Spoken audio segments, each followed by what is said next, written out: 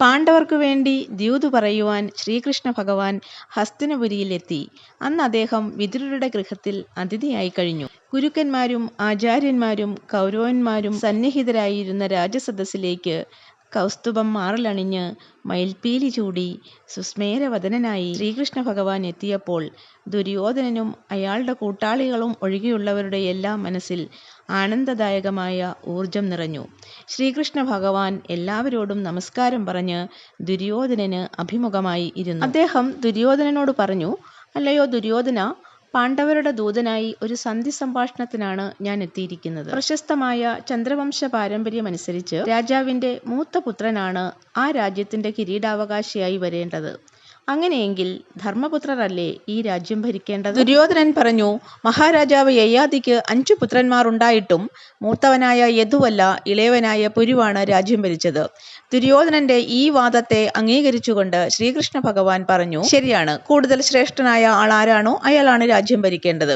അങ്ങനെ നോക്കുമ്പോൾ ദുര്യോധനനേക്കാൾ 10 മടങ്ങ് ശ്രേഷ്ഠനും യോഗ്യനുമായ വ്യക്തി ധർമ്മപുത്രരാണ്. അപ്പോൾ ധർമ്മപുത്രരല്ലേ രാജ്യം ഭരിക്കേണ്ടത്? ദുര്യോധനൻ പരിഹാസപൂർവം ശ്രീകൃഷ്ണ ഭഗവാനോട് പറഞ്ഞു, പാണ്ഡവർ പാണ്ഡുവിന്റെ പുത്രന്മാരാണെന്നതിൽ യാതൊരു ഉറപ്പുമില്ല. ഏതൊക്കെയോ ദേവന്മാരാണ് പാണ്ഡവരുടെ പിതാക്കന്മാർ എന്നും പറയപ്പെടുന്നു. ഇതിനെ ഖണ്ഡിച്ചുകൊണ്ട് ശ്രീകൃഷ്ണ ഭഗവാൻ പറഞ്ഞു, താങ്കളുടെ മുത്തച്ഛനായ വിചിത്രവീര്യന്റെ പുത്രനാണോ ധൃതരാഷ്ട്രർ? അദ്ദേഹം വേദവ്യാസന്റെ പുത്രനല്ലേ? അപ്പോൾ താങ്കൾ ഉന്നയിക്കുന്ന കാര്യത്തിന് പ്രസക്തിയില്ല. പാണ്ഡവർക്ക് അവകാശപ്പെട്ട പാതിരാജ്യം അവർക്ക് കൊടുക്കുക. ഇത് കേട്ട ഭീഷ്മാചാര്യരും വിതുരരും ദുര്യോധനന്റെ മാതാവായ ഗാന്ധാരിയും പാണ്ഡവർക്ക് പാതിരാജ്യം കൊടുക്കുവാൻ ദുര്യോധനനെ ഉപദേശിച്ചു. എന്നാൽ അതൊന്നും തന്നെ ചെവിക്കൊള്ളുവാൻ ദുര്യോധനൻ തയ്യാറായില്ല. ശ്രീകൃഷ്ണ ഭഗവാൻ വീണ്ടും പറഞ്ഞു, പാതിരാജ്യം കൊടുക്കുവാൻ താല്പര്യമില്ലെങ്കിൽ അവർക്ക് 5 ദേശം കൊടുക്കുക.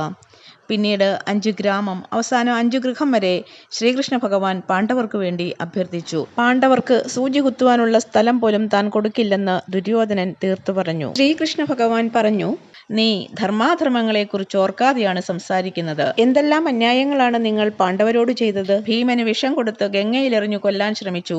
പാണ്ഡവരെ അരക്കില്ലത്തിന് തീ വെച്ചു കൊല്ലുവാൻ ശ്രമിച്ചു. ഒടുവിൽ കള്ളച്ചൂത് കളിച്ച് അവരുടെ രാജ്യം പിടിച്ചെടുത്തു. പാഞ്ചാലിയെ വസ്ത്രാക്ഷേപം ചെയ്തു.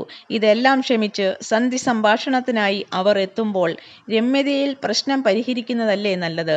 അതുകൊണ്ട് പാണ്ഡവർക്ക് പാതിരാജ്യം കൊടുത്തേ മതിയാകൂ. എന്നാൽ ദുര്യോധനൻ കോപാക്രാന്തനായി അലറി, ദൂതിന് വന്നയാൾ ഉപദേശിച്ചമയേണ്ട. ദൂതനെ വധിക്കുന്നത് ധർമ്മമല്ലാത്തതിനാൽ തുറങ്കിലടയ്ക്കുകയാണ് വേണ്ടത്. പെട്ടെന്ന് ശ്രീകൃഷ്ണ ഭഗവാൻ പാഞ്ചജന്യം മുഴക്കി തന്റെ വിശ്വരൂപം കൈക്കൊണ്ടു.